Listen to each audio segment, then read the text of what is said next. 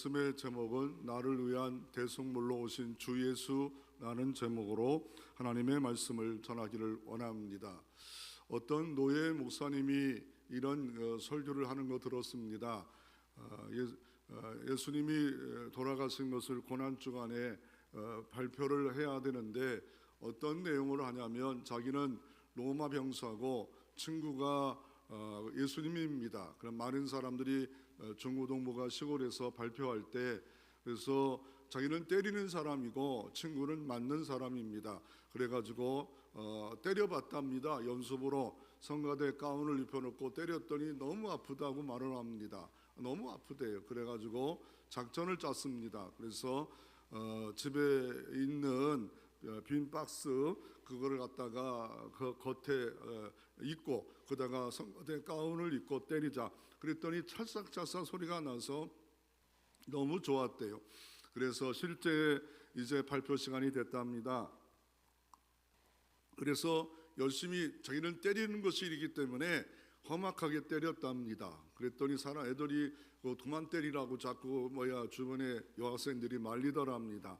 그런데 더 자기는 실감나게 때리기 위해서 때렸답니다. 그랬더니 친구가 조용히 와서 그만 때려, 그만 때리라고 하더랍니다. 그래서 더 실감나게 또 때렸답니다. 그랬더니 막 쓰러지는데 진짜 아픈 듯이 막 쓰러지는데 야 연기도 잘하네 얘. 그런데 다 끝나고 여학생 하나가 와서 네 친구 삐져가지고 저 뒷산에 지금 바위에 앉아 있다.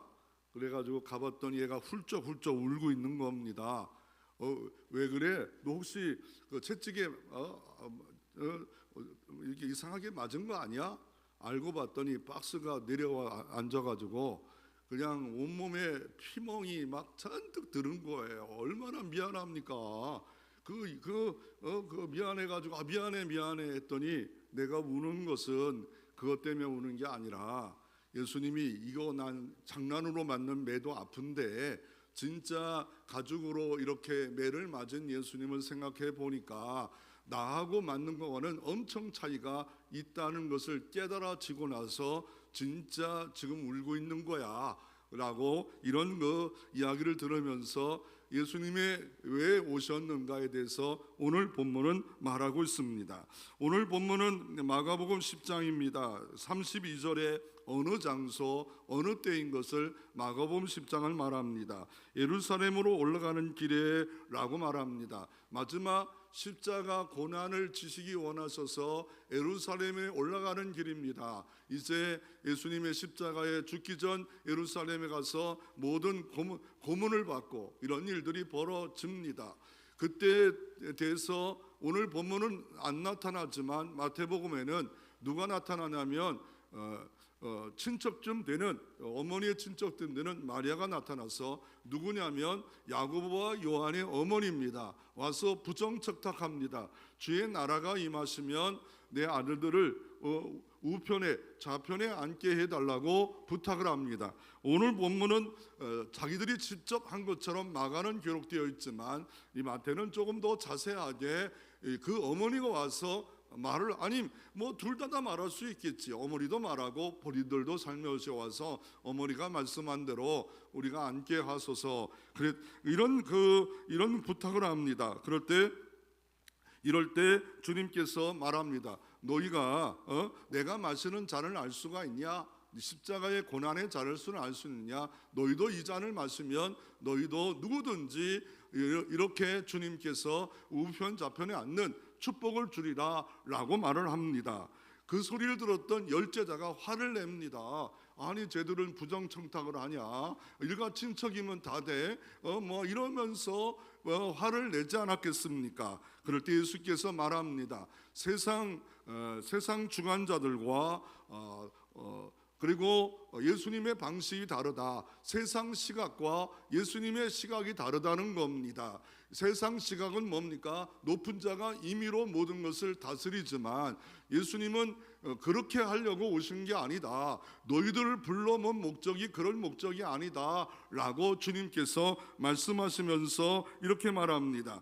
누구든지 으뜸이 되고자 하면 섬기는 자가 되어야 되는 이거 알고 있냐 하시면서 예수님의 오신 목적을 45절에 말씀합니다. 우리가 예수님의 오신 목적도 모르면서 신앙생활 한다면 엉뚱한 방향으로 걸어갈 수밖에 없습니다. 오늘 본문 마가복음 10장 45절에 보면 인자에 온 것은 섬김을 받으려 함이 아니요 도리어 섬기려 하고 자기 목숨을 많은 사람의 대속물로 주려 함이라 라고 말씀하고 계십니다. 그러니까 인자가 온 이유는 두 가지나 합니다. 섬김을 받으려 하는 게 아니라 섬기러 왔고 많은 사람의 대속물로 주려고 왔다라고 주님께서 말씀하고 계십니다. 우리들의 오해는 뭡니까? 예수님 당시에 예수님의 오신 목적을 무엇이라 생각했습니까? 유대인들은 메시아를 기다릴 때 다윗처럼 힘있고 능력이 있어서 로마 압제에 해방받아 전 세계를 지배하는 강력한 국가가 만들어지는 나라를 생각했습니다. 그리고 많은 사람들이 오해한 게 그냥 가르치는 교사 정도로 도덕 교사로 오시지 않았는가 이런 생각도 하는 사람도 있습니다. 그러나 예수님이 오신 목적은 본인이 분명히 천명했습니다. 내가 온 목적은 많은 사람의 대속물로 주려 왔다 말합니다. 이거는 우리가 생각하는 관점과 생각과 전혀 차이가 있는 것을 우리가 분명히 알 필요가 있습니다. 어떤 분은 예수를 문제 해결자로 우리가 예수님이 오신 목적이다라고 생각하는 사람도 있을 겁니다. 병마를 해결하려고 예수님이 오신 목적이 있다고 생각하는 사람도 있을 겁니다. 아니, 성공과 돈 벌기 위해서 예수님의 복이 필요하다. 그래서 예수님 목적은 이런 거라고 생각하는데 잘못된 것이라고 분명히 말씀하는데 인자에 온 것은 섬김을 받으려 함이 아니라 도리어 섬기려 하고 많은 사람의 대속물로 주려 함이라 라고 이렇게 말씀하고 계십니다. 그래서 우리가 첫 번째 교훈을 얻고자 원하는 것은 대속물이 뭘까? 대속이라는 것이 뭘까에 대해서 한번 교훈을 좀 얻고자 원합니다. 헬라어는 니트론입니다. 묶은 자를 풀어줬다는 겁니다. 의미는 값을 지불하고 풀어줬다는 겁니다. 노예 해방의 값을 대신 내주었다는 겁니다. 다 치렀다는 겁니다. 그래서 과거의 신분은 죄의 노예로 멸망을 받을 수밖에 없고 죽음의 노예가 됐고 사단 권세 아래에 있지만 예수 그리스도께서 나 대신에 모든 죄값을 다 대신했다는 겁니다. 죽음의 값을 다 대신했다는 겁니다. 예수님의 목숨으로 다 대신했고 예수님이 찔렸고 채찍에 맞음으로 말미암아 구원과 나음을 주는 역사를 통하여 구원과 자유를 얻는 현재의 신분을 얻게 되는 것이 바로 대속물이다 라고 이렇게 말씀하고 계신 것을 볼 수가 있습니다. 이거를 역사적으로 보면 러시아에 이런 일이 있었답니다. 군인인데 군인에 필요한 자금을 다 잊어버렸어요. 장교인데. 그래서 어떻게 합니까? 무기수로 감옥에 갈 수밖에 없었습니다. 그런데 황제가 은혜를 베풀어 가지고 그 황제가 가지고 있는 모든 돈을 가지고 그 모든 것을 장교의 빚을 다 갚아줬습니다. 문서를 다 없애버렸어요. 그랬더니 깜짝 놀라지 않았겠습니까? 무기징역을 받았던 사람이 황제가 그 빚을 차로 니콜라이라는 사람이 황제가 다 갚아줬다는 겁니다. 그것과 비교할 수 없겠죠. 하나님이 어떻게 그 예아들을 위해서 영원한 죄값을 위하여 예수 그리스도를 이 땅에 보내시고 십자가에 죽게 하신 것이 바로 사랑이다라고 말할 수 있는 겁니다. 실제 있었던 실화를 하나 소개하기를 원합니다. 철도 스위치를 내린 아버지가 있습니다. 그 철도 스위치를 내리는 아버지가 있어. 영국에 있었던 사건인데 이 일을 주로 합니다. 이 철도에 기차가 오면 내려야 되는데, 왜냐하면 기차가 올 때 내려야만이 갈 수밖에 없는 것이 뭐냐면 강 위에 있었기 때문에 배가 지나가기 위해서 평상시는 올렸다가 기차가 오면 내리는 일을 맡았습니다. 근데 어떤 일이 벌어집니까? 아이가 자기 곁에 있다가 갑자기 나가서 놀았는데 보니까 앞에 뭐가 옵니까? 기차가 오고 기차가 오는데 내려야 되는데 내리지 않으면 기차가 강물에 빠져서 많은 사람이 죽고 맙니다. 자기 아들이 있는데도 불구하고 이 사람은 내려놓습니다. 아이는 기차에 깔려 단순간에 죽어버렸습니다. 이런 사건을 통해서 아버지의 희생을 통하여 많은 사람이 살려주시 하나님 아버지가 우리를 위해서 십자가에서 모든 것을 대속물로 우리의 모든 죄를 갚아버렸다라고 말하고 있습니다. 그래서 예수님 그리스도께서 십자가상에서 요한복음 19장 30절에 이렇게 선언합니다. 7가지 말을 하는데 다 이루었도다. 이거는 헬라어로 테텔레스타입니다. 다 갚아버렸다는 거예요. 그리고 골로새서 2장에 보면 14절에 보면 그의 모든 의문에 쓴 증서, 우리의 모든 죄를 도말해 버렸대요. 죄의 기록을 다 도말해 버렸다, 다 지워버렸다. 그러니까 우리가 어느 때는 이신청이만 받은 게 아니라 우리의 모든 죄를 도말해 버렸다, 지워 버렸다. 우리가 이신청의 존재만 하는 게 아니라 상태의까지도 주님께서 주셨다라고 말해요. 그냥 우리가 의를만 덮어준 게 아니라 도말해 버렸대. 과거, 현재, 미래의 지을 죄까지 다 도말해 버린 전능자의 사랑이 바로 골로새서 2장 14절에 우리는 거스른 채무 증서를 지워버렸다. 다 그냥 지우개로 지우듯이 지워버리는 역사가 있었다라고 말하고 있습니다. 그래서 이 십자가 은혜를 통해서 주시는 것이 뭡니까? 로마는 가장 강력할 때 권력으로 죽임으로 평화를 팍스 로마를 만들었지만 예수님은 자신이 죽음으로 말미암아 평화를 이루어 주셨습니다. 그가 징계를 맞음으로 말미암아 우리에게 평화를 주셨고, 그가 채찍에 맞음으로 말미암아 우리에게 나음을 주었다. 뭘 나음을 줬습니까? 우리의 연약에서 나음을 주신 치유의 하나님, 힐링의 하나님이라고 말하고 있고, 그가 가시관을 쓰심으로 말미암아 우리의 삶의 질서와 우리의 삶의 모든 연약을 치료하시는 은혜를 주셨고, 그가 수치를 당하셨습니다.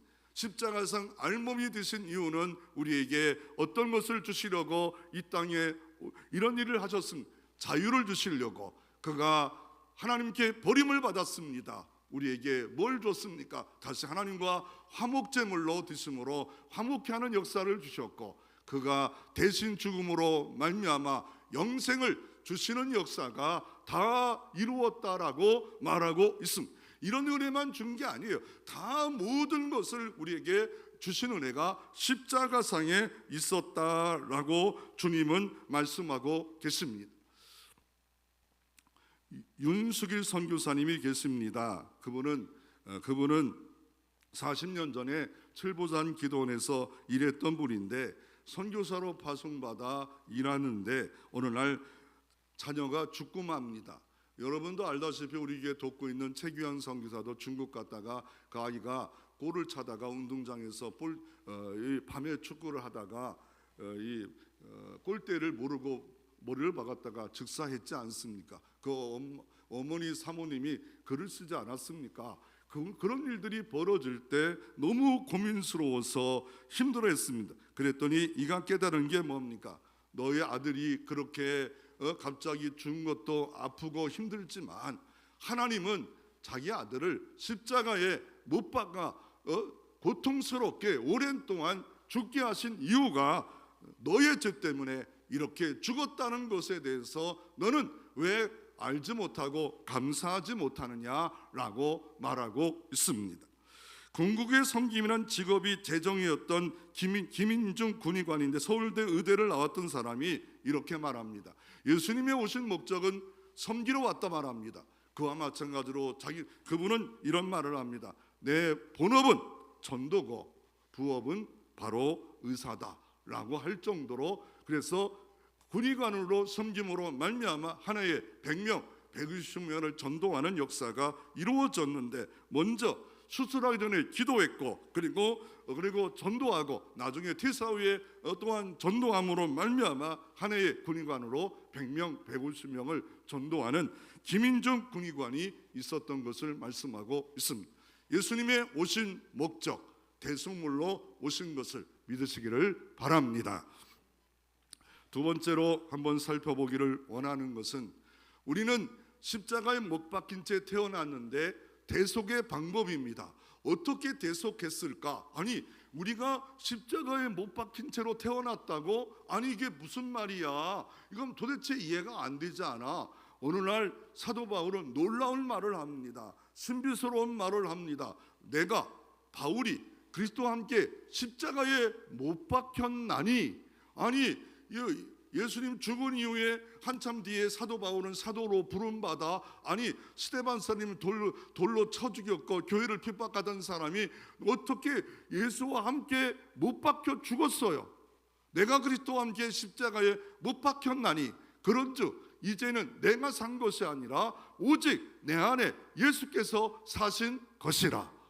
아니, 이 사도 바울의 고백이 우리가 시간적으로 보면 맞지 않잖아요. 그런데 이 말씀은 뭡니까? 2000년 전에 예수님이 죽으실 때에 그 구약의 아브라함도 함께 죽었고 또 바울도 죽었고 우리도 함께 죽었다라고 말씀하고 계신 것을 볼 수가 있습니다. 우리의 시간하고 하나님의 시간하고는 전혀 이게 안 맞아요. 하나님의 시간은 우리의 시간과 똑같이 생각하면 이해가 안 됩니다. 그 주님이 혼자 죽으셨지만 그러나 믿는 순간에 내가 그리스도와 함께 십자가에 못 박히는 것과 같다라고 바울은 이렇게 고백하고 있는 것을 볼 수가 있습니다. 그 원리를 세상에 있는 식물로 우리가 한번 설명하기를 원합니다. 하늘에 미리 봄에 씨를 뿌립니다. 보리씨를 뿌립니다. 그럴 때 땅에 묻혀요. 그러면 어떻습니까? 그리고 죽은 것 같아요. 완전 썩는 것 같아요. 껍질이 벗겨져요. 그리고 나서 어떤 일이 벌어집니까? 새싹이 나오고 줄기가 나오고 나중에 보리가 나오고 나중에 밀이 나오지 않습니까? 그와 마찬가지로 요한복음 12장 24절에 하늘의 밀알이 땅에 떨어져 죽으면 많은 열매를 맺듯이 예수님이 죽으심으로 말미암아 복된 생명의 열매를 맺혀지는 역사가 예수 부활, 내 부활, 예수 생명, 내 생명이 바로 믿는 순간에 영접하는 순간에 제사함만 받은 게 아니에요. 제사함 플러스 예수 생명을 얻었고 예수 생명을 얻은 자는 영생하는 자가 될 수 있는 특별한 존재로서 신분으로서 이 땅에 살아가고 있는 존재가 바로 성도입니다. 예수 믿는 사람이라고 말하고 있습니다. 그래서 대속의 방법은 뭡니까? 내가 십자가에 못 박혀야 된다라고 말합니다. 아니, 실제 박히라는 게 아니에요. 믿음으로 박히라는. 그래서 우리가 구원받는 사람은요, 모방이 아니에요. 종교적 모방.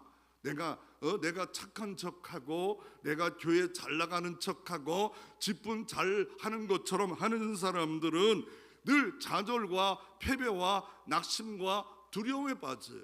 그 이유가 뭡니까? 그게 내 안에 예수가 살지 않기 때문에 그렇습니다. 그래서 로마서 5장, 6장, 7장, 8장에 사도 바울도 늘 힘들어합니다. 그러나 8장에 어떻습니까? 나는 성령을 통하여 생명의 성령의 법이, 은혜의 법이 죄와 사망의 법에서 생명의 법이 바로 사망의 법을 이겼다라고 고백하는 순간에 구원의 놀라운 은혜를 찬양하는 그런 역사가 이루어지는 것을 볼 수가 있습니다. 그래서 남이 열심히 새벽 기도하니까 구원이 있겠지. 남이 자학하니까 몸을 때리고 그래서 중세 사이에 때리는 세상 종교와 모방으로 구원받지 않습니다. 바로 예수 생명과 연합될 때만이 구원받을 수 있는 겁니다. 그래서 그 연합이 뭡니까? 내 안에 예수 그리스도가 사신 겁니다. 예수 그리스도가 내 안에 사시는 역사, 그리스도가 내 안에 영접할 때, 믿을 때 하나님의 자녀가 되는 권세를 주셨다라고 요한복음 1장 12절에 약속하듯이 이런 역사를 통해서 구원받는 것입니다. 그러므로 영접할 때 어떤 일이 벌어집니까? 과거는 내가 주인이었어. 마귀가 세상의 주인이었어. 이제 주인이 바뀐 겁니다. 영접했어요. 누구를? 주 예수 그리스도를 구원자로, 주인으로, 주는 그리스도시여 살아계신 하나님의 아들로 영접하는 순간에 그 예수 생명, 영원한 생명이 내 안에 들어와 죄사함, 새 생명, 영생, 해방, 승리, 이런 일이 벌어지고, 그리고 예수는 우리의 머리가 되고 우리는 몸된 유기처적 교회가 되어지는, 떨어질 수 없습니다. 교회는 주님의 몸입니다. 몸된 교회입니다. 머리는 주님이십니다. 그러므로 그런 역사가 바로 생명의 역사다라고 말하고 있습니다. 그래서 이 생명의 역사를 통하여 우리의 모든 의문에 쓴 증서 모든 것을 도만하여 주셨고, 어떻게 해요? 십자가의 대속을 통하여, 내 공로가 아닙니다. 내 모방도 아닙니다. 내 노력도 아닙니다. 율법을 지킴도 아닙니다. 구약에도 오실 예수님을 믿었고, 신약에는 오신 예수 그리스도를 믿음으로 말미암아 우리가 성령을 통하여 새 생명이 내 안에 들어와 우리는 예수와 연합되고 예수와 새 생명으로 되어짐으로 부활의 공동체 안에 살아가는 위치의 변화, 존재의 변화, 상태의 변화, 우리의 위치가 하나님의 아들이 됩니다. 그리고 유기적 주님과 연합되어서 떨어질 수 없는 예수가 머리가 되고 몸인 유기적 관계가 되어지는 그런 교회가 되어지는 역사가 이루어집니다. 그러나 여기서 조금 더 나가면 이단이 될 수 있다는 거 아십니까? 이단은 뭐냐면 신인 합의를 말합니다. 물과 바다를 만나면 바다가 되는 것처럼 하나님이 내 안에 들어오시면 내가 하나님이야, 내가 신이야 라고 하면 신인 합일설은 여기에 문제가 있습니다. 우리는 어떻습니까? 하나님의 자녀가 되고 양자가 됐지만 삼위일체 하나님은 하나님이지만 그러나 나는 하나님은 아닙니다. 그 예수 생명이 내 안에 들어와 계신 겁니다. 그래서 어떤 일이 벌어집니까? 그래서 이 도끼가 나무 뿌리를 대서 자르듯이 우리가 내가 주인이었던 걸 뿌리째 뽑고, 그래서 주님은 요한복음 15장에 이 생명의 연합을 포도나무로 말합니다. 주는 포도나무요 너희는 가지니. 그래서 예수 생명이 내 안에 사는 것을 뭐라 말합니까? 주 안에 거하라.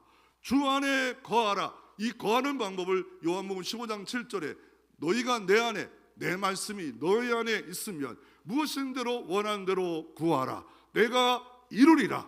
그러니까 주 안에 거하는 사람은 말씀 안에 거하는 거예요. 하나님이 우리에게 사랑으로 펴지고 말씀이 육신이 된 이 말씀이 나를 붙잡는 거예요. 말씀에 머무르는 거예요. 말씀이 가라면 가고 말씀이 서라면 서는 삶, 이게 주님과 동의하는 사람, 주님과 교통하는 사람, 주님과 교제하는 사람, 말씀이 나를 지배하는 삶, 말씀이 나를 인도하는 삶, 그 삶이 주 안에 거하는 삶입니다. 그 삶은 기도의 응답이 있습니다. 내가 이것을 너희에게 이르면 내 기쁨이 너희 안에 있게 하려 함이라. 예수 천국의 기쁨, 영생의 기쁨이 내 안에 있는 역사를 주님께서 은총을 주시고, 그러니까 가지가 된 순간부터 우리는 소속은 하나님 나라의 소속입니다. 기쁨이 있습니다. 응답이 있습니다. 사랑이 있습니다. 평강이 있습니다. 너무 많은 것들이 누리고 있는 사람이 있다라 말하고 있습니다. 그래서 우리는 예수와 함께 십자가에 못 박혔고 예수와 함께 사는 것이 새 생명의 연합의 원리다, 대속의 원리다라고 말합니다. 이런 삶은 어떻게 살라고요? 예수와 함께 삶으로 이 땅에 예수님 오신 목적, 승리의 삶을 살아갑니다. 승리의 메커니즘, 승리를 어떻게 할 수가 있겠냐는 말이에요. 그럴 때 이렇게 말합니다. 너는 죄에 대해서 죽은 자로 여길지니라. 죽은 자로 세말해요. 나는 살아있는데 어떻게 죽은 자로. 내 자아가 예수를 믿는 순간에 성장이 됐다는 거예요. 그 성장이 칭찬받은들 뭐 하겠어요. 그런데도 불구하고 내 자아는 그 칭찬 앞에 목이 마릅니다. 그런데 벌써 성장이 됐고 내 안에 산 것은 예수 그리스도로 바로 여기라. 그래서 이렇게 말합니다. 동의하라. 나는 죽었다. 내 안에 예수가 살았다. 동의하라. 그리고 거부하라. 죄가 침투할 때 나는 내 죄는 총장이야. 죽었어. 동의하라. 그리고 포기하라. 뭡니까? 말씀 앞에만 복종하겠다고 여기면 그렇게 살아갈 수 있음을 말하고 있습니다. 만약에 예수와 함께 사는 사람이 누가 갑자기 차가 뛰어들어 옵니다. 그럴 때 옛날 같으면 막 60 막 이렇게 하는데 예수님, 그렇군요. 그러면서 어떠세요? 남편이 가서 나를 괴롭힙니다. 막 힘들게 합니다. 그럴 때 대판 싸웠지만 이제는 예수가 살기에 절제를 합니다. 절제하는 삶이 다이어트 하는데 맨날 못해요. 그럴 때 하나님, 예수님은 절제하라는데 왜 이러면서 말씀이 살고 예수가 사는 삶. 여러분, 병원에 가면 이 라둠을 통하여 암을 치료합니다. 방사선을 치료하듯이 십자가는 나의 모든 죽음을 이겼어요. 나의 모든 죄를 정복해 버렸어요. 끝났어요. 다 이루었어요. 그런데도 여전히 어떻습니까? 우리는 세상과 타협하는 그런 삶이 아니라 제3인류라고 그 유대인들이 말합니다. 예수 믿는 사람은 제3인류, 예수만 따라가는 제3류 인류라고 했던 것처럼 새로운 새 것으로 살아가야 되는데, 이 땅에 믿는 자는 전쟁이 있습니다. 어떤 전쟁이 있습니까?